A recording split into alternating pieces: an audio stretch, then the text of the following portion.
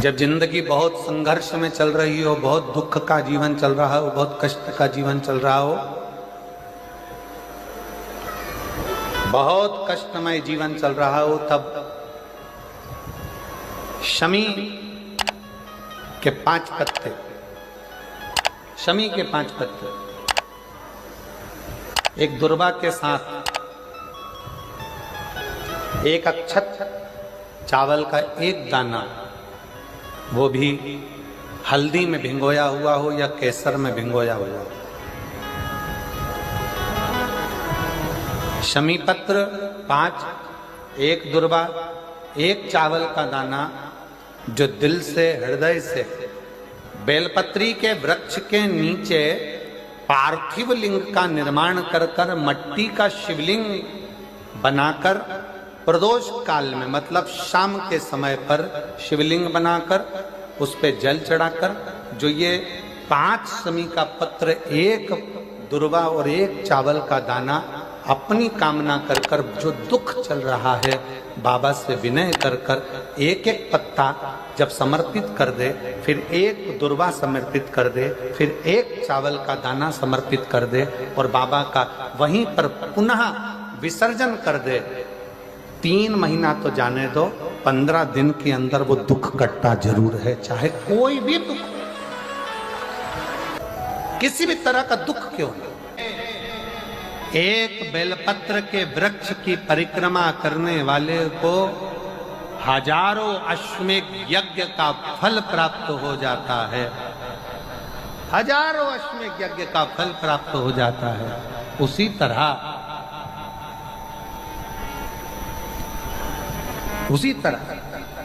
एक पार्थिव लिंग का निर्माण करने वाले को, मिट्टी का शिवलिंग का निर्माण कर कर पूजन करने वालों को 12 ज्योतिर्लिंग के शिवलिंग के दर्शन का पुण्य फल प्राप्त। बहुत ध्यान लगाकर सुनिएगा। एक बेलपत्री और उस बेलपत्री में एक चंदन की बिंदी और एक अक्षत का दाना मात्र रखकर भी अगर शिवालय पर चढ़ा दी जाती है,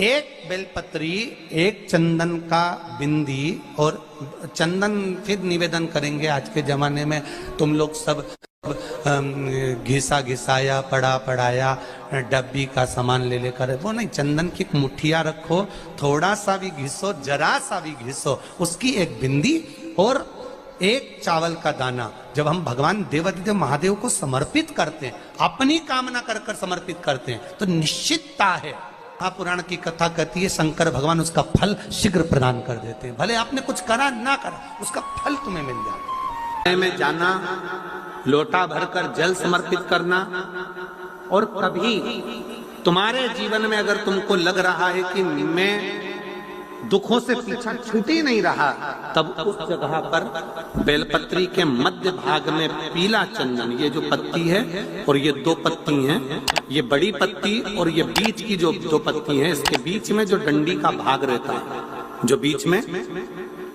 डंडी का जो भाग है, बड़ी पत्ती और ये 2 छोटी पत्ती के मध्य में जो डंडी का भाग है, उस डंडी के भाग में पीला चंदन और एक अक्षत पीला, शंकर भगवान को आप अगर प्रदोष काल में समर्पित कर रहे हैं, तो ये निश्चित है कि धीरे धीरे कर कर वो दुख समाप्त होगा, वो दुख कटेगा ही। प्रकट वर्णन किया गया शंकर भगवान की आराधना में, शिव की आराधना में, जब तुम्हें लगता है कि तुम्हारा व्यापार नहीं चल रहा, कोई तुम्हें धोखा दे रहा है, लक्ष्मी नहीं आ रही, बहुत चिंता में पड़े हुए हो, बहुत टेंशन में जिंदगी चल रही है, बहुत बीमारियां तुमको घेर ली है और चारों तरफ अंधेरा ही अंधेरा नजर आ रहा है, तुमने विचार करा अब मैं तो मर जाऊं तो अच्छा, मैं सुसाइड कर लूं तो अच्छा, मैं मर जाऊं तो अच्छा, तो मरने से पहले एक काम कर कर देखना, शंकर भगवान की आराधना कर कर देखना, शिव पर एक लोटा जल चढ़ा कर देखना, और ज्यादा चिंता, ज्यादा टेंशन हो तो बेलपत्री के जड़ को घिसकर उसका चंदन बनाकर शंकर को लेपन कर कर उसकी भी आराधना कर कर देखना कि बेल चंदन का फल क्या। बेलपत्र, एक बेल, ये कोई साधारण नहीं, एक बेलपत्र एक बेल, ये कोई साधारण नहीं, एक बेल। इसकी नीचे की डंडी से लेकर ये दो पत्तियां जहां लगी हैं और दो पत्ती से लेकर ये बीच की जो पत्ती है उसमें जो गैप है, उसमें जो जगह है, दिख रही है आपको? ये दो पत्ती से लेकर बीच की पत्ती के बीच में जो जगह खाली रहती है, 33 कोटि देवी देवताओं विराजमान रहते हैं इस बीच की जगह में। जब शिव जी को चढ़ाया जाता है तब इस पत्ती के बीच की जगह शंकर के शिवलिंग पर रखा जाता है, तो शिव जी इतने प्रसन्न होते हैं कि मेरी स्तुति करने के लिए ये भक्त 33 कोटि देवताओं को लेकर आया है, मेरी स्तुति करने के लिए। लोग चावल लाए, लोग अंबारियां लाए, धन लाए, दौलत लाए, संपदा लाए, पर एक शंकर का भक्त ऐसा होता है जो एक बेलपत्री के रूप में 33 कोटि देवताओं को, 64 योगिनियों को, आदि शक्तियों को शंकर को समर्पित करता है। कितना सुंदर संवाद है, कितना सुंदर बात कही कि भूल से भी, भूल से किसी तीर्थ में नहीं गए,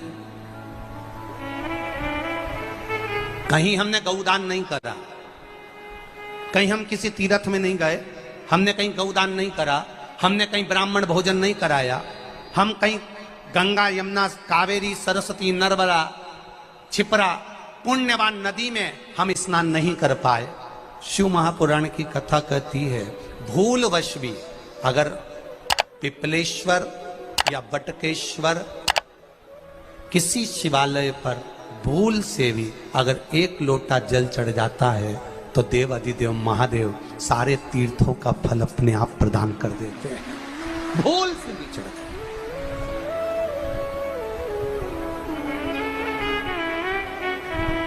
एकांतेश्वर महादेव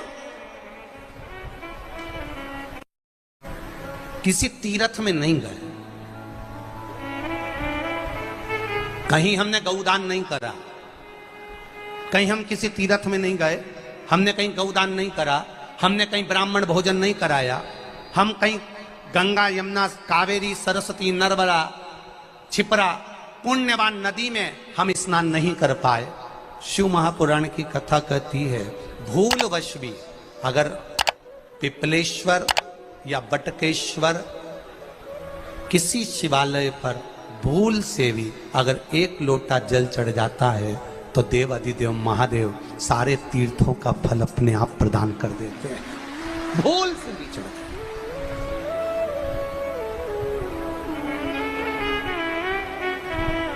एकांतेश्वर महादेव जो कि एकांत में बैठा हुआ है, एकांतेश्वर महादेव अकेला बैठा है अलमस्त होकर।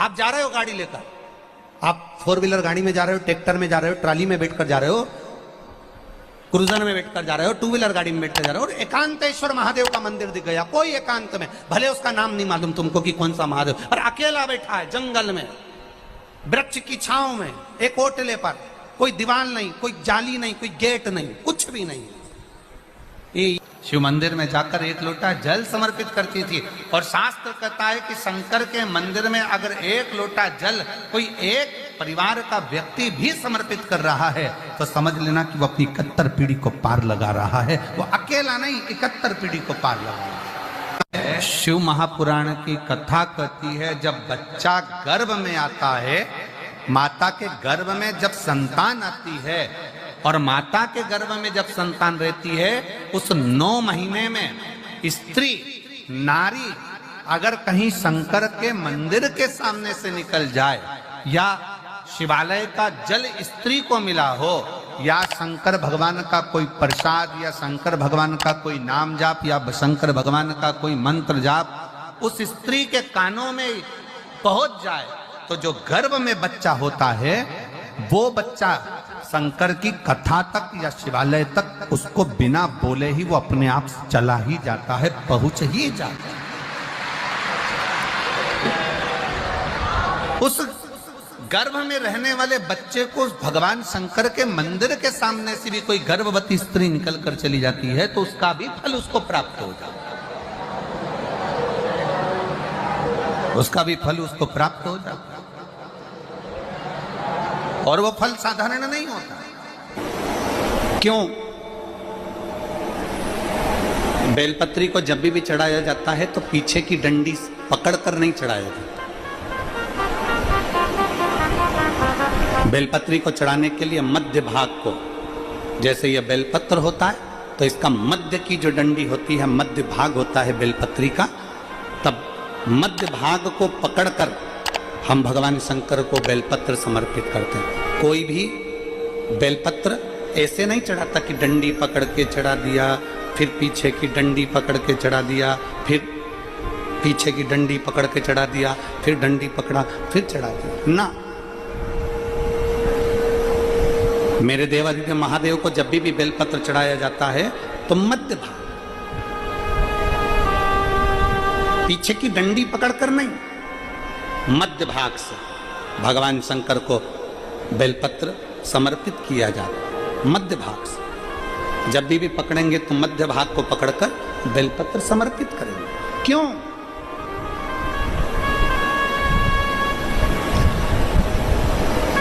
क्योंकि हमने भगवान शिव को मध्य भाग पकड़कर इसलिए समर्पित करा कि ये केवल बेलपत्र का मध्य भाग नहीं है मेरे शंभू, मेरे हृदय के मध्य भाग को मैं आपके चरणों में समर्पित कर रही हूं। मेरा दिल, मेरा हृदय, मेरा चित्त मैं आपको दे रही हूं। मध्य भाग एक विश्वास के साथ दे रही हूं। इतनी सुंदर बात नंदी ने कही है। नंदी ने ये बात जो कही वो वास्तव में बड़ी सुंदर है कि मान लो यदि कोई कार्य तुम्हारा हो नहीं रहा और पूरी दुनिया में तुमने कर कर देख लिया, बहुत प्रयास कर कर देख लिया, तो भी वो कार्य अगर तुम्हारा नहीं होता, तो फिर एक काम करो कि शिव की स्तुति करो, शंकर की स्तुति, शंकर का गुणगान, शंकर की भक्ति, शंकर का स्मरण।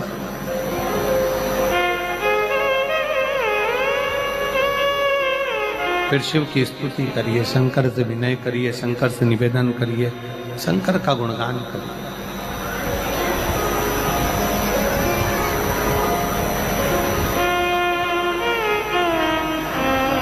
पर भगवान की भक्ति होती कब? जितने आस्था चैनल पर कथा सुन रहे हैं, जितने फेसबुक यूट्यूब पर कथा सुन रहे हैं, जितने पंडाल में बैठकर शिव भक्त कथा को रसपान कर रहे हैं, उनसे निवेदन करूंगा कि शंकर की भक्ति होती कब है, शंकर का स्मरण कब होता है, शंकर की भक्ति कब होती है, शंकर की कथा सुनने में मन कब लग सकता है? जब अपने भीतर की अभिमत्ता, अपने भीतर का अहम, अपने भीतर का अहंकार, अपने भीतर की आसक्ति, अपने भीतर का काम, अपने भीतर की तृष्णा जब दूर हो जाए तो समझो कि आप शिव में मन लगा बैठे। कितने सारे लोग बैठे हैं यहाँ पर कथा में, सब पंडालों के अंदर लोग शिव भक्त बैठे हुए हैं। कई लोग ऐसे भी होंगे जिनका आकर बैठ तो गए पर दिल नहीं लगता। दो जल व्यक्ति के जीवन को बदलते। कितने जल? जम के बोलो जरा। दो जल। एक देवादिदेव महादेव के लिए भरा गया एक लोटा जल और दूसरा है स्वयं के लिए भरा गया एक लोटा जल। यहाँ पर अगर बुजुर्ग मेरी माताएं बैठी होंगी, मेरी जीजियां बैठी हैं, मेरे जीजा बैठे हैं, बुजुर्ग जितनी माताएं बैठी हैं, वो पुराने समय का अगर लेख उठाकर देखेंगे तो पुराने समय के लोग भोजन करने बैठते थे ना, तो भोजन करने से पहले अपने पानी के लोटे को भरकर, अपना गिलास भरकर बैठते थे। किसी ने देखा है कि नहीं देखा? जम के बोलो जरा। देखा है आप लोगों ने?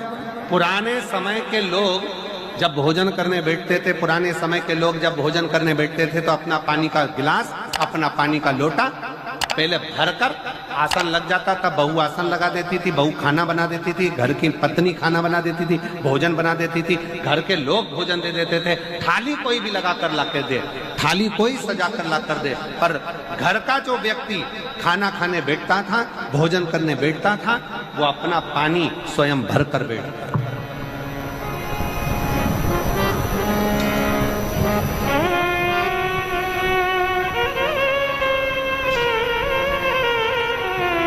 के जमाने में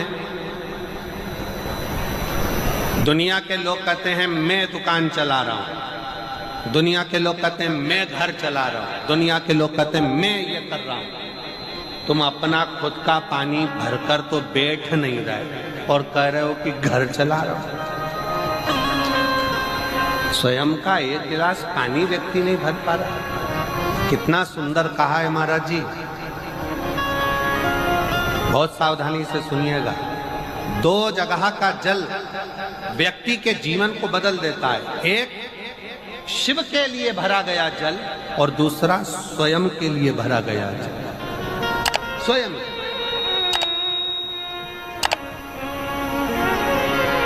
शंकर के मंदिर में जा रहे हो, एक लोटा जल अपने घर से भरकर लेकर चले जाओ और अपने घर में जब तुम भोजन करने बैठ रहे हो, जब तुम रोटी खाने बैठ रहे हो, भोजन करने बैठ रहे हो, भोजन ग्रहण करने बैठ रहे हो, जब तुम भोजन को ग्रहण करने के लिए बैठ रहे हो, तब अपने घर में जब तुम भोजन ग्रहण करने बैठ रहे हो तो एक लोटा जल या एक गिलास पानी भरकर बैठो। बहू अच्छी है, पानी भरेगी, मना नहीं है। बेटा अच्छा है, पानी भरेगा, मना नहीं है। पोता अच्छा है, पोती अच्छी है, नाती अच्छा है, पंती अच्छा है, घर में सब अच्छे। तुम्हारी पत्नी भी अच्छी है, तुम खाना खाओगे तो वो पानी ला कर दे देगी। तुम्हारी बहू भी अच्छी है, तुम भोजन करोगे तो वो पानी ला कर दे देगी। तुम्हारा परिवार का हर व्यक्ति अच्छा है, तुम्हारा कहना मानता है। तुम जिमने बैठोगे, भोजन करने बैठोगे तो वो पानी ला कर देगा। पर शिव पुराण की कथा कहती है, जो व्यक्ति भोजन करते समय अपना जल स्वयं भरकर बैठता है, उसकी जिंदगी में से 3 रोग समाप्त हो जाते हैं। कितने रोग समाप्त हो जाते हैं? 3। पहला, अपना जल स्वयं भरकर बैठने वाले के घुटने का कभी भी डॉक्टर उसके घुटने बदलने का बोलेगा ही नहीं, घुटना बदल ही नहीं सकता।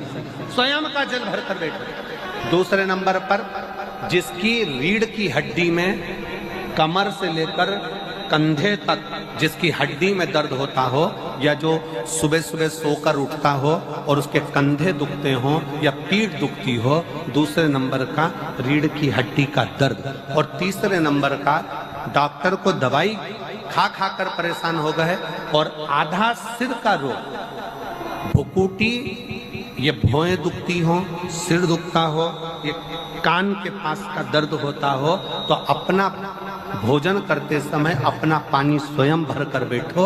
आपको ये 3 रोग से मुक्ति अपने आप मिलना प्रारंभ हो, अपने आप। अब किसी ने कहा, गुरुजी पत्नी पानी ला कर देती है, पति पानी ला कर देता है, बेटा पानी ला कर देता है, बहू पानी ला कर देती है, पोता पोती पानी ला कर देते हैं, नाती पंती पानी ला कर देते हैं, नौकर लगे घर में वो पानी ला कर देते हैं, सेवादार लगे घर में वो पानी ला कर देते हैं, तो हमको पानी लाना क्यों जरूरी है? तो अग्नि पुराण में वर्णन आता है कि जो घर में पानी जिस मटके में भरते हो, जिस हंडे में भरते हो, जिस बाल्टी में भरते हो, जिस टंकी में पानी भरते हो, पीने का पानी जिस हंडे में, मटके में, बल्टोई में, जिस गगरे में तुम भरते हो, वो स्थान पितरों का स्थान रहता है। जब हम पानी भरकर भोजन करने बैठते हैं तो हमारे पितर भी उस स्थान पर आकर निश्चित जगह पर बैठते हैं, और जब हम भोजन ग्रहण करते हैं तो हमारे पितरों के भाव का आशीर्वाद हमारे ऊपर पड़ जाता है, जिससे हमारे 3 दर्द समाप्त हो। स्वयं भरो, स्वयं।